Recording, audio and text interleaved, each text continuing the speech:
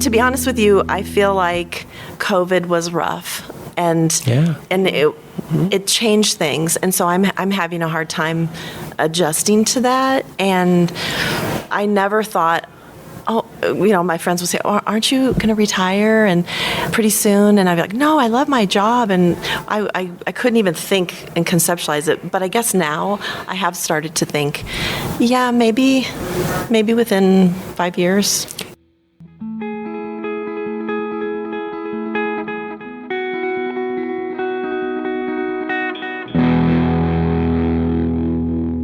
You've just heard Nancy Karlin from the University of Northern Colorado and Cheryl Sanders from Metropolitan State University of Denver.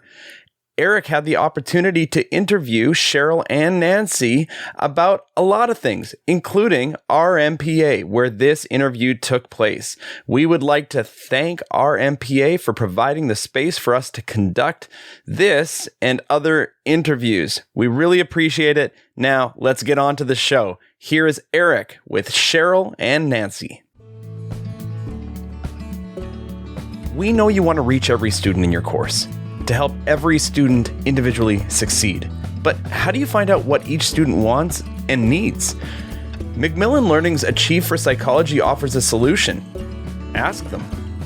Achieve puts goal setting and reflection surveys in each course, where students share their aspirations, thoughts, and concerns about what they are trying to learn.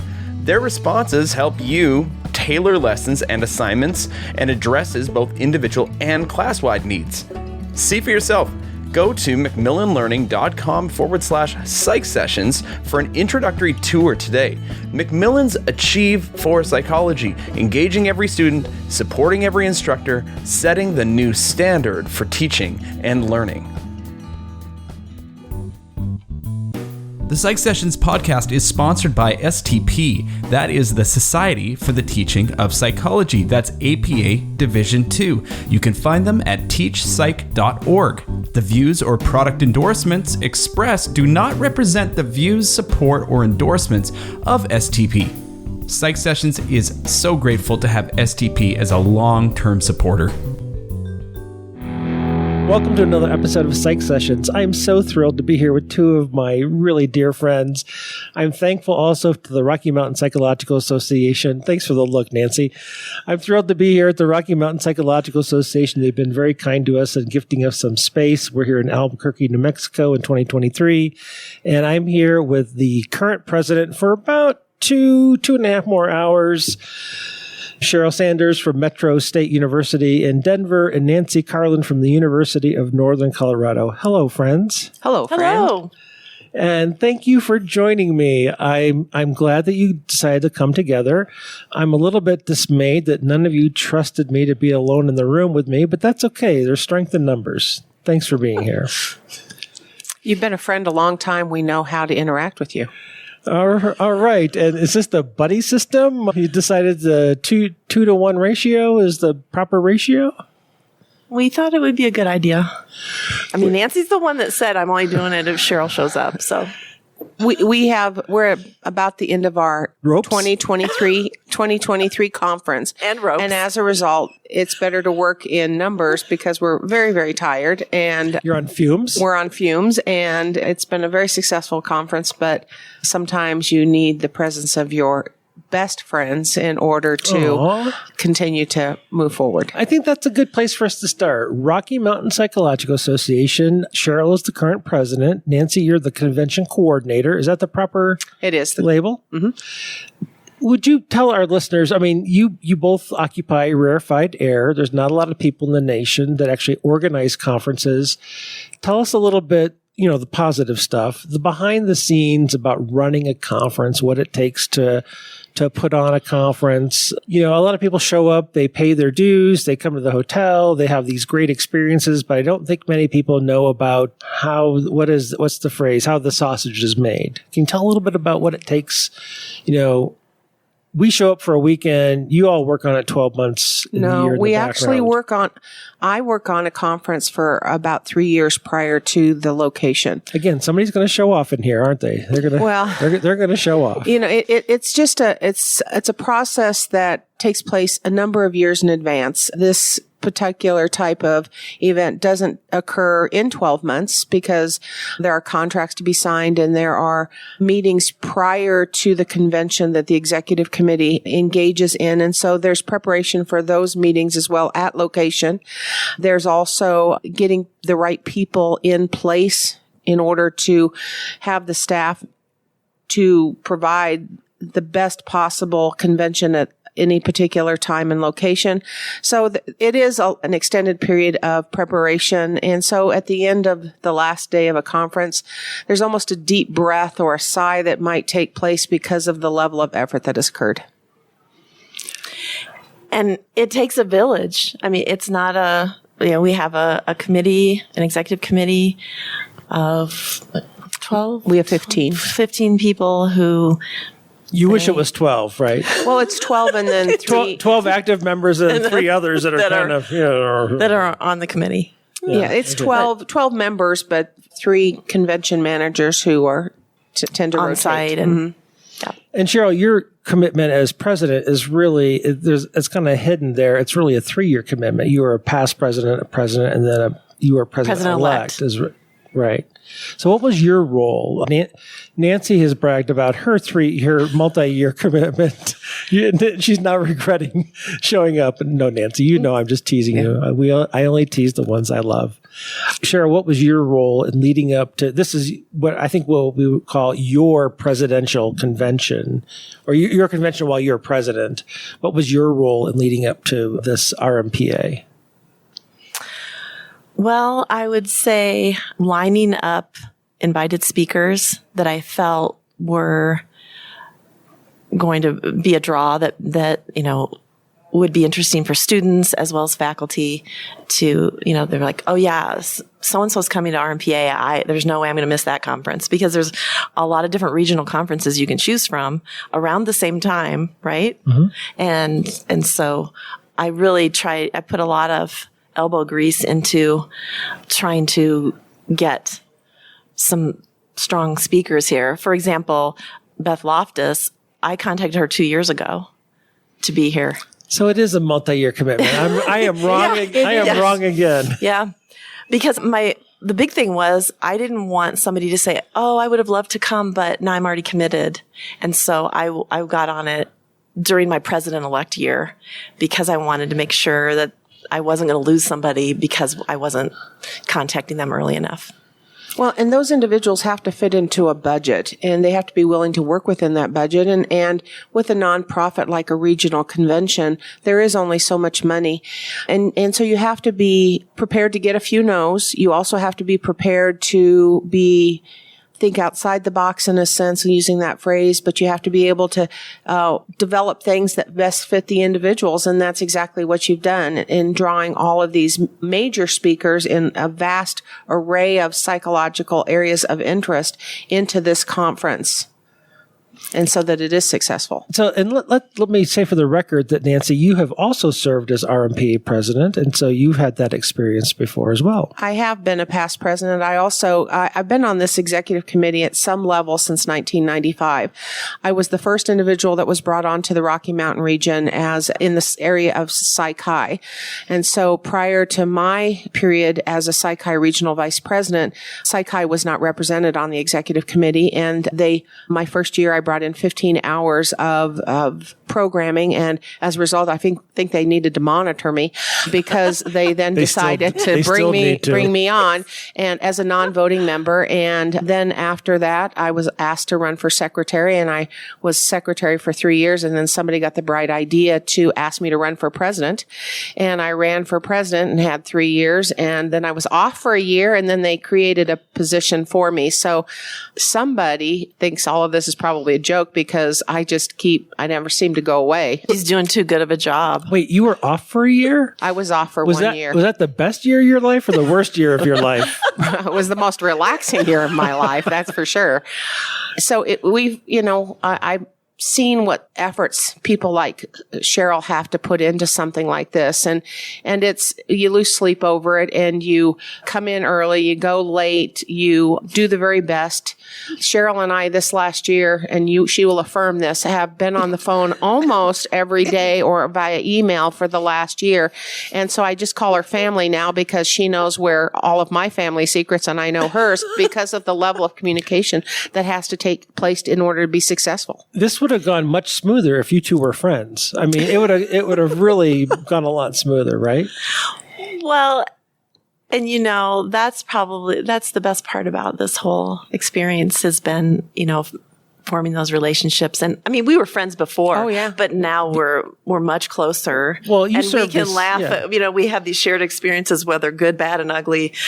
And, we were in the ladies' restroom Last night, yes. last night before Okay, wait, time out. No, there are only this certain is things we can publish in the U.S. This is a good story, because we're prepping for the invited speakers dinner.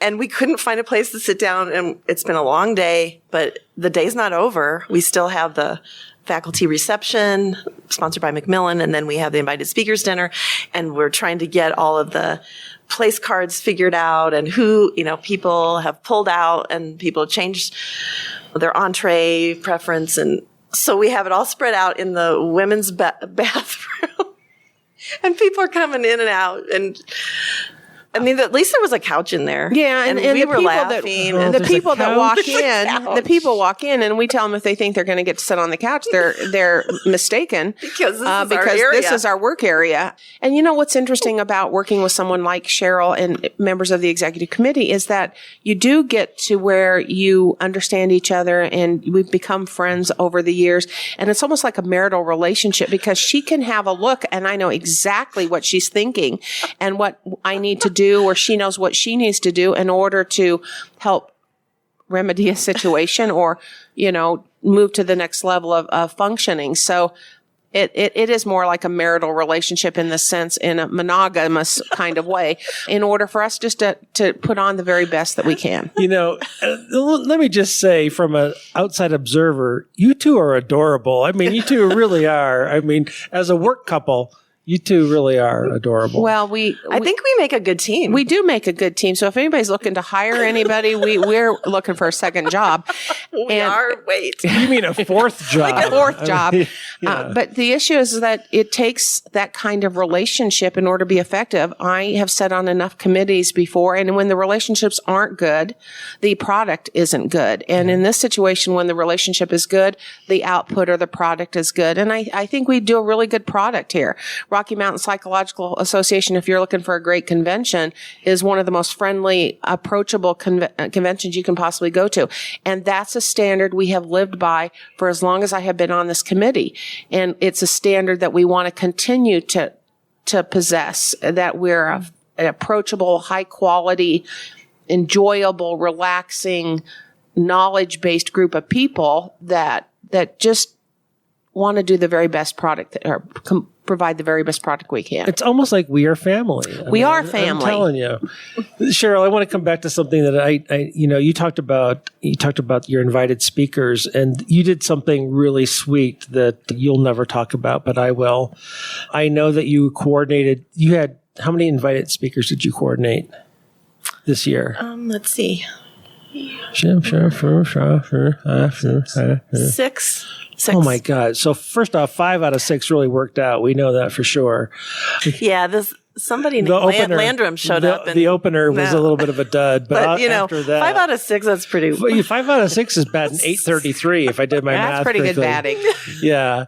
But one of the things that you did, and you can reveal who it was if you want to, but for one of your invited speakers, you went above and beyond. I know you did, because one of your invited speakers asked you for a wake-up call to be phoned. The hotel will do that. I'm sure hotels will do that. Your cell phone will do that. The alarm clock in the room will do that.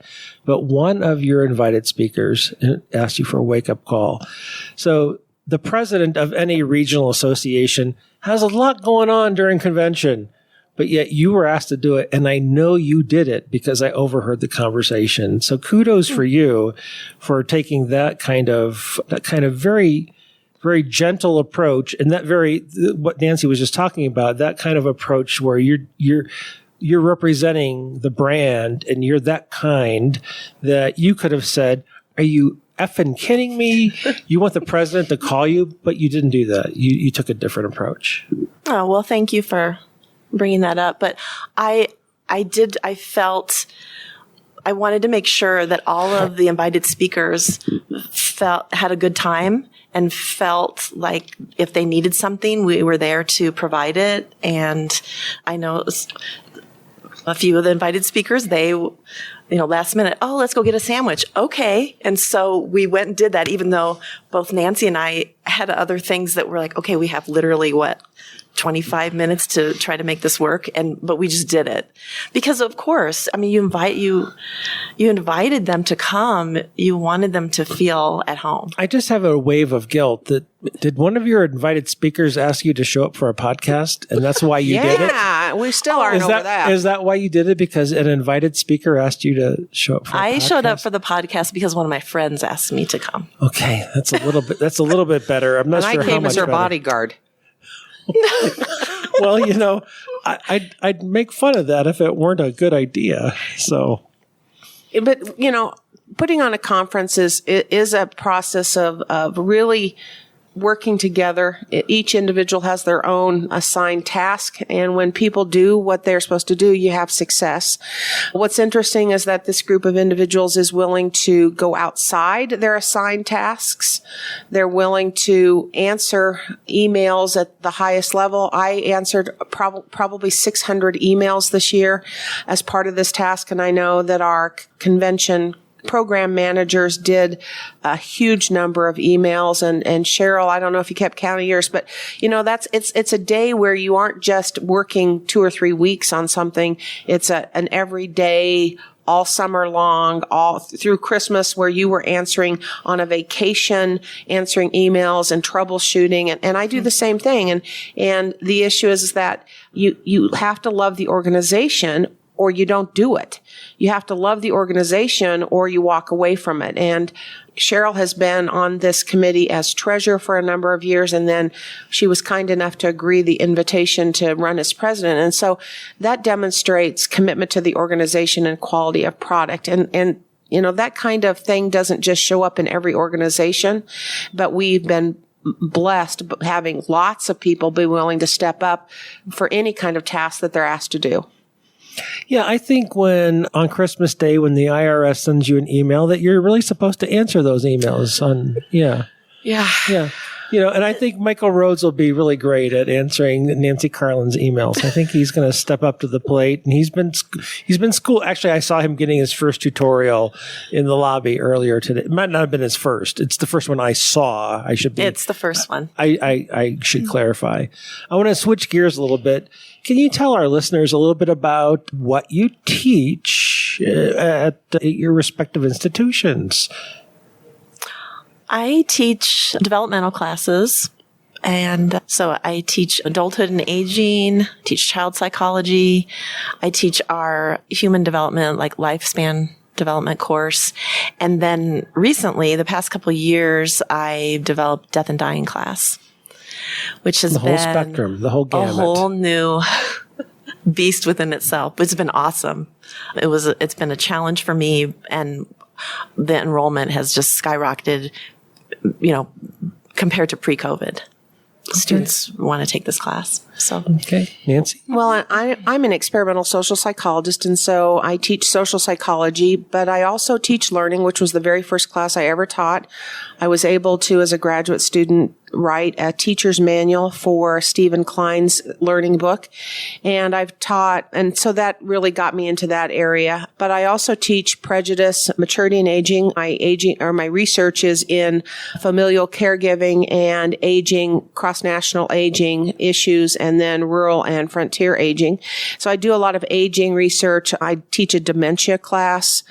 There's just been a lot of classes that I have taught over the years. I've taught a community psych class and then taken students overseas. We have been in Thailand and slept with the Akha tribes and in the Padangs, and we've been in South Korea and Tunisia and South Africa and Botswana and Italy and England. And so those community psych folks had learning within the classroom. And then I took them outside to have real life experiences.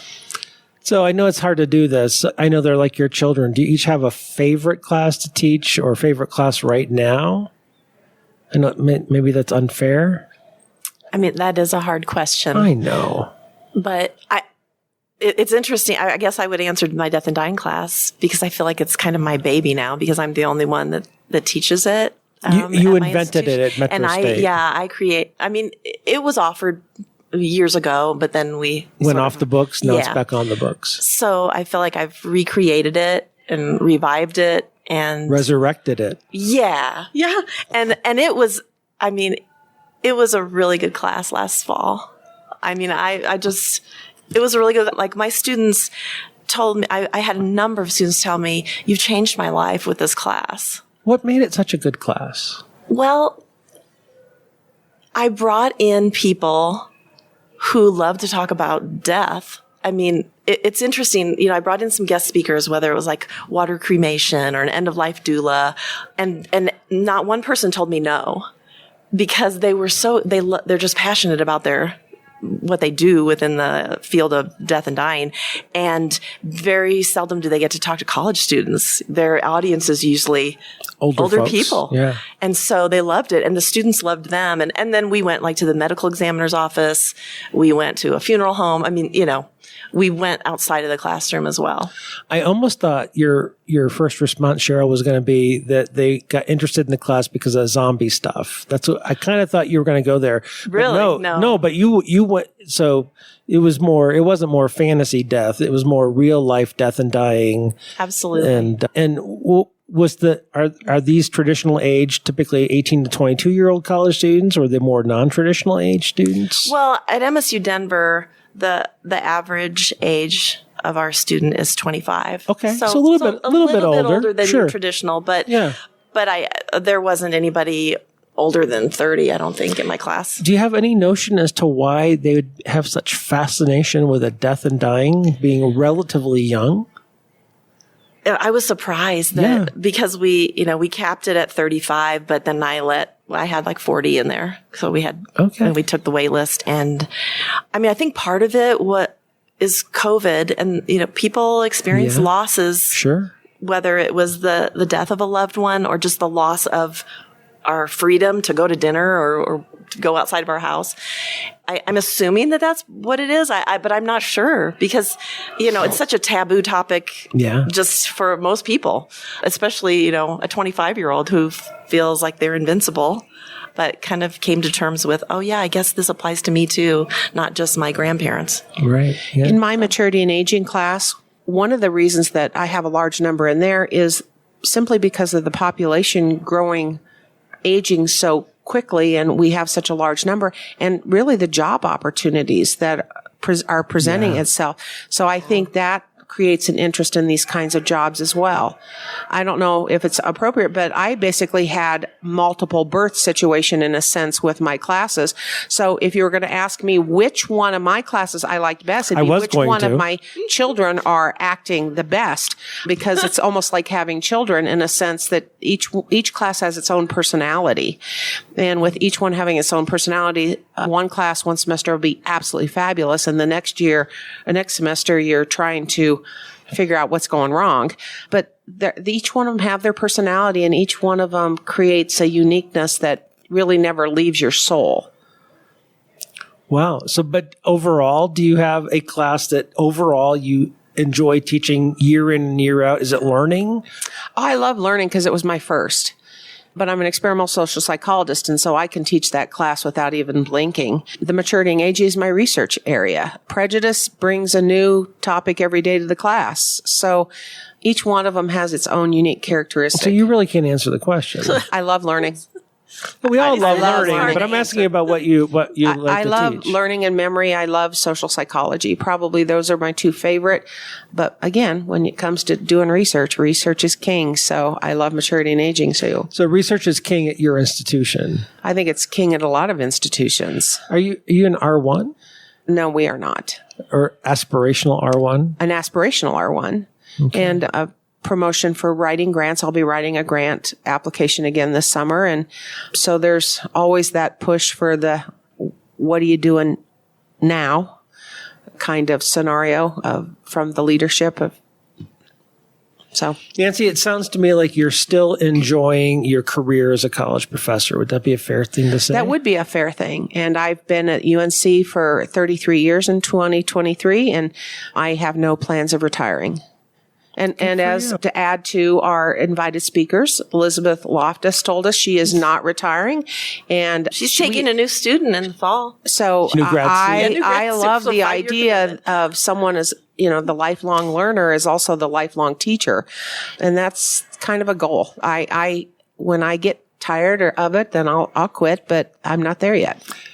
Cheryl, do you have an alternative opinion to offer?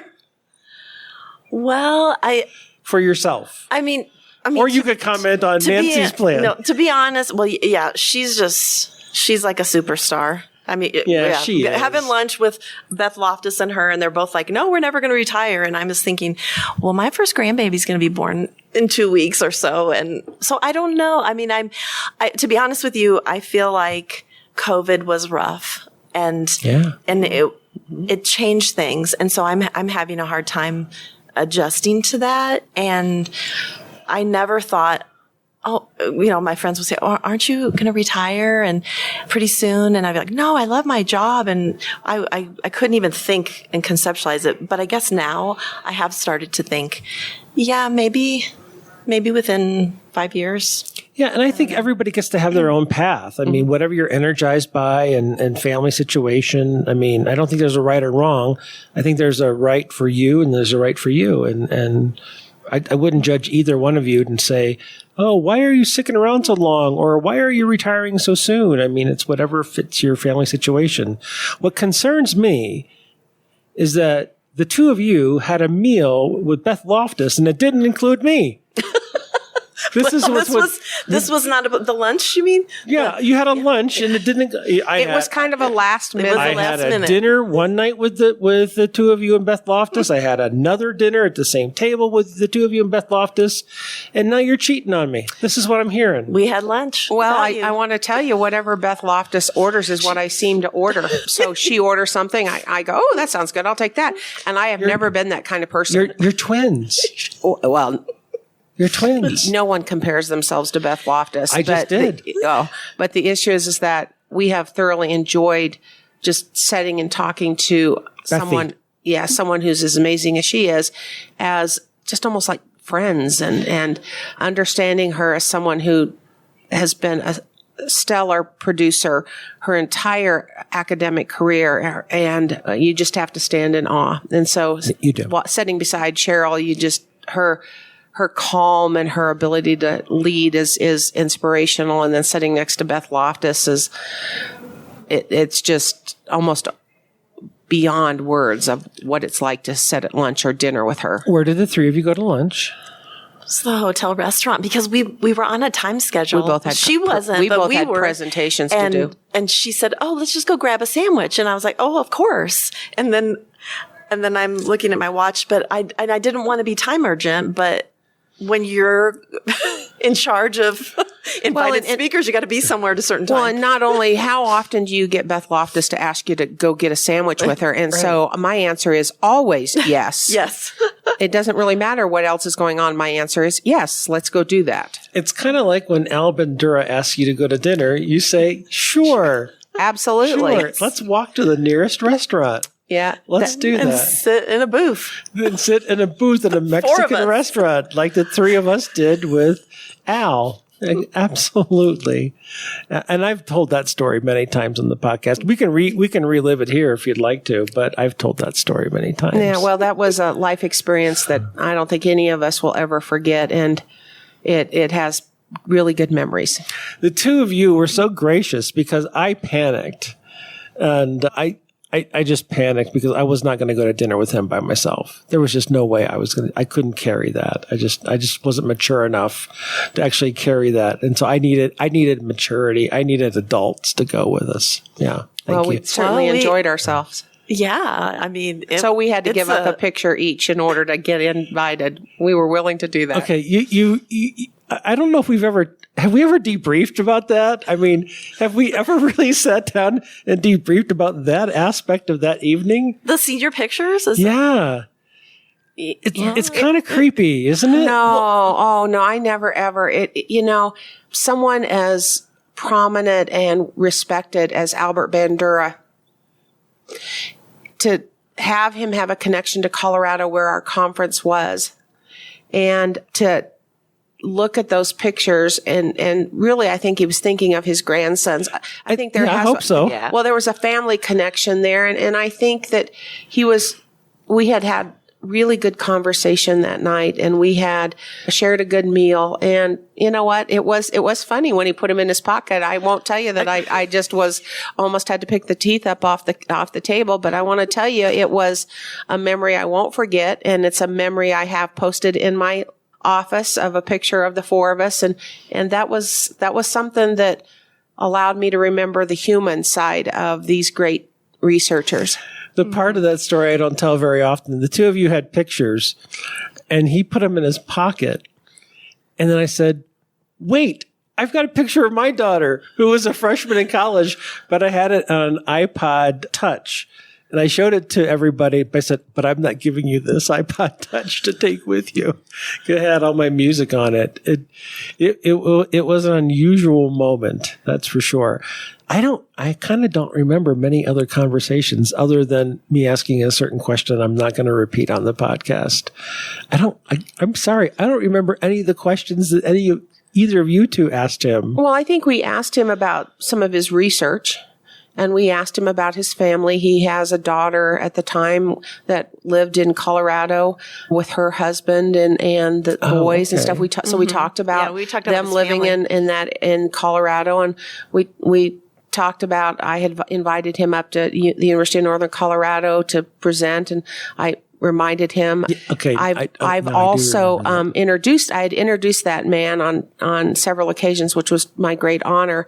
And Al Bandura he used to love to grow grapes, and he made wine in his backyard. And somehow my introduction of that great man ended up almost insulting him, because I said, "Hey, Dr. Bandura, you're really into a wine."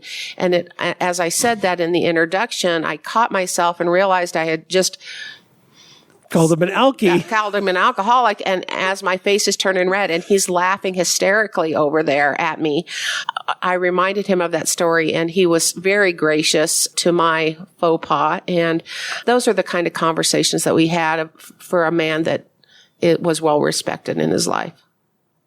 He was very personable. Oh, he was. He was. I mean, he could have been, I'm glad he wasn't, but he could have been a jerk. I mean, at that time, he was like the world's most cited psychologist who was alive, in the English-speaking world at least. And you don't want someone to be a jerk, but he had the gravitas to be a jerk, but he wasn't. He was very, very personable. I don't know if I can't remember if I've ever told the two of you this. So as he's leaving to go to the airport, this was before Uber, and he wanted one less receipt. So he said, "Eric," and I walked him out, got him a taxi or a town car. I think I got him a town car.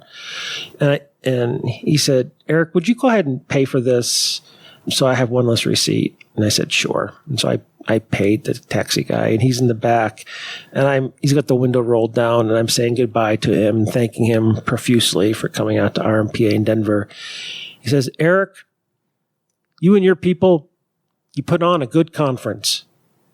And I almost teared up. I said, thank you, Dr. Bandura. It was a pleasure to have you here. Yeah. And when you have those opportunities that you just can't possibly imagine in your life, either to see them, individuals like that, to speak, or to spend any time with them, it's life-changing. It really is. Yeah. I mean, there's something that changes in you with those kinds of life experiences. Yeah, and I hope students appreciated that this weekend in 2023 RMPA with Beth Loftus, and to hear her talk, and I don't know, I didn't wander around the student session today. Was it jam packed? She had a conversation hour. Right. The people that should be there were there. her presentation, she had over 600 people in her invited talk, her keynote. And then, it would be nice. Probably 75 people Yeah. at the conversation hour. So it was actually nice that it wasn't like jam packed. It was meant to be for students only. And it was more, I felt like it was more intimate. We put the chairs in a circle and that's that's how great. she wanted it. Because when we first came in, it was all in rows and she's like, oh, can we make this more intimate? And I was like, that's a great idea. And so we moved the chairs around and it was awesome. I mean, students got to ask her questions. I mean, some faculty were there and people had their T-shirts signed. There were a lot of pictures taken. And she was just gracious with every single person. Yeah. Yeah, the faculty should have stayed out. Yeah, it was a mixed. In the program, it was student conversation hour with Dr. Beth Loftus. Yeah. Well, I have to tell you, I slipped in to go to the thing because she had actually asked if I was going to be there. So I gave that as a sign that I could go ahead and slip in the door. Well, of course. Yeah. Well, the three of you are besties now. Well, I know. I feel like I need to. and got Follow up with one or more of you may even have her phone number. I don't know that, but you might have, or at least her email address for I've sure. got her phone number. I called her for the. Okay, we can edit that part out or leave it in. It's sorry. up to you. I was trying to preserve something and there. that would be good. Yeah, I thought so. Yeah. All right. So teaching, retirement, what else is on the horizon for the two of you? Nancy, what are you going to do when she rotates off? She's got one more year. What are you going to rope her into? What new RMPA position is going to be created? Well, that's exactly for what Dr. we need Cheryl to do. Sanders? We need to create another position. Emeritus treasurer? I told Michael that I would be glad to help him with anything as he transitions into our new treasurer's position. Right. Yeah. Are you gonna help him establish like a shadow account to keep money on the side? Oh no, I don't do that. So that he can have a little nest egg to present as he resigns from treasurer. No, we're going straight with the. You're not gonna continue that grand RMPA treasurer tradition. It sounded like it caused some high blood pressure for some people. It was before my time at RMPA. Unfortunately, it wasn't before my time on RMPA. So, it's interesting having been on this board for so long. When people talk about things, I know exactly what they're talking about. And I have a history to this organization that makes me just smile because of people are people and they have their own way of doing things. And it makes for an adventurous experience. But it makes for an experience. Go ahead. Well, I was just going to say, Nancy is the glue that holds the puzzle together. And she's been on the board for so many years. And I know, like, my year as president, if I couldn't figure it out or, the person like, okay, go the treasurer for that question or who, I mean, she knows all the answers. Let's not call her Elmer. She can't, she can't leave. Well, I'm just good prepping myself for that second job in life, that bridge job, so that anybody need an event planner, I'm available. You mean the third job? You've got your gig at the university. This is your second job. You mean the third job? Well, I'm talking a bridge job. So when I do retire and before I, go into full retirement, maybe that bridge job between the two. It's Nancy, it sounds like you're not going to retire. I'm not going to retire. You're going to be is there a Colorado age where you're forced out? No. Or UNC, I guess it would be. No. All right. Somebody used the phrase recently. I heard it die in the class. It wasn't die in the classroom, but keel over. There's a phrase that's much more elegant. None of that sounds good. No. But I mean, the essence is I'm not going to retire. I plan on being found at my desk in my office. There's somebody has an elegant phrase for that. But well, I don't have that intent. I just want to do it as long as I can. I have to tell you, I was raised in a family that never retired. And so that's my mental state with that. And I like production and I like the students. They energize me for the most part. When it gets to a point that the classroom no longer energizes me, then I'll walk away and I'll take my book bag and go home. Your book bag.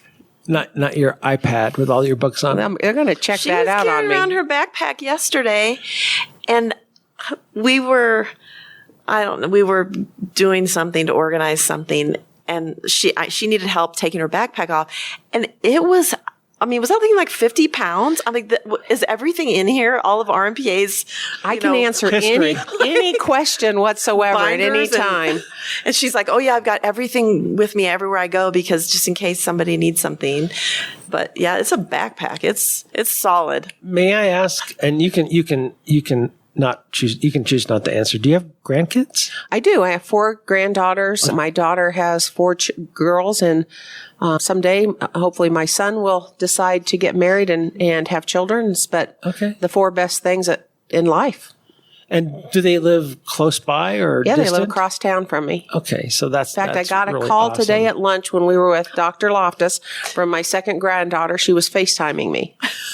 So and did you show the whole table? She stepped away and she said, this is my granddaughter. I need to answer this. When I made a choice between Beth Loftus and Cheryl and my granddaughter, the granddaughter won and will every time. And what's that granddaughter's first name? Vivian. Vivian. So Beth Loftus, Vivian. Beth Loftus, Vivian. Vivian wins. Every time. That's a very pleasant work-life balance, I think. They're pretty great. Cheryl's in for some great years having this grandchild on her way. And that's about on his way. On his way. So that's about 2 weeks. Is that the plan, DTA? That's the plan, but babies have their own plan. Yeah, there are some operative procedures that can hasten the delivery. That can be done. And so will we see that on Facebook or Instagram, or will that be pretty private? Oh, I don't know. I've sort of tried to minimize my social media presence. After that one thing happened, right? Yeah. But I'll probably post. The grandbaby will get a post on Facebook. Okay. Post maybe. As long as my daughter and son-in-law are okay. Maybe a few likes. Yeah. Okay. I know you both got things to do and places to be. I appreciate all the time that you give. Any last items, thoughts? You were coming to this today and you go, I want to make sure we talk about X. I'm giving you a chance to solve for X. Anything that you want to mention? Doesn't have to be about RMPA, but it could. Well, I thank you for accepting my invite to give the past president's talk, and it was really heartfelt. And the invite was really heartfelt. Absolutely. Your talk was heartfelt. Sorry. And I just love the message that, your experience with RMPA wasn't just, okay, what can I get out of this? Yeah. It was, okay, yes, I've gotten so much from this organization, and I can relate to that totally, because I have too, but wanting to give back, and then just how you portrayed all the connections and relationships that you formed from this organization. And that was really meaningful for me, because that's why I care so much about RMPA is it's the people. It's all about the people. Well, and everybody sitting at this table right now give to RMPA on a continual basis. And it is because we give in because we get so much out. Yeah, and when you're on the executive committee, it's easier to give in. Every organization I've been a part of, RMPA and PsyChi and STP, and I'm not being critical. When you're done with the executive committee or whatever that commitment is, it is a bit like falling off a cliff. Because other people step in and it's time for a new generation and people to continue. But for me, when I got asked, it was literally my honor, and of course, and it meant a lot to me. And I don't get dressed up in a suit that often. He was wearing a suit, people. This is kind of my shirt choice when I go to class. I will wear trousers and not jeans to class, but I don't get dressed up that often. But for RMPA, I would. Invited talk, I would. Your talk was well attended. So but more importantly, it was special to be asked, and I appreciate that. So, All right. To close it out, I'll give the two of you the last words. Anything else you'd like to say? The two of you are clearly besties now after this bonding experience. We were besties before. Yeah, And it really I isn't. think Beth is part of that trio now. I Bethy. know we're kind of like added somebody into our little Our group. I know. I don't know when you're going to go see her, at her home in Irvine, but I hope you have a great trip.